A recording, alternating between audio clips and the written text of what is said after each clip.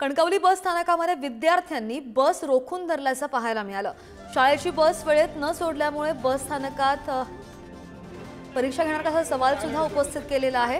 कणकवली कुंभवडे बस सकाळी वेळेत न सोडल्यामुळे विद्यार्थ्यांचा पेपर सुद्धा चुकणार आहे। पहाटे 5 वाजल्यापासून विद्यार्थी बस स्थानकामध्ये थांबून आहेत आणि एसटीच्या नियोजन शून्य कारभारामुळे विद्यार्थ्यांचे पेपर मात्र चुकणार आहेत।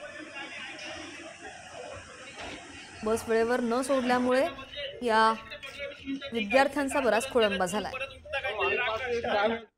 आमची आता वार्षिक परीक्षा सुरू आहे, त्याच्यामुळे आम्हाला परीक्षा पेपर सोडवण्यासाठी आम्हाला एसटी पाहिजे। त्यासाठी पेपर चालू आहेत तर आम्हाला अजून एसटी दिली नाही आहे, तर आम्ही काय करायचं? आमचं पेपर चुकणार आज ना, आम्ही करायचं काय? पेपर चुकला तर आमचं पुढे जाणार पेपर। कुंभवडे शाळे हायस्कूलमध्ये शिकायला वागदे गावची 30 मुलं आहेत। 5 वाजल्यापासून मुलं स्टॉपवर बसून असतात मुलं। यांच्या एसटी प्रशासन आमचा दर शनिवारी आणि रोजचा प्रॉब्लेम आहे। 5 वाजता मुलं येतात, गाडी 7 वाजता येते, कधी 8 वाजता येते, गाडीचा टायमिंग धड नाही।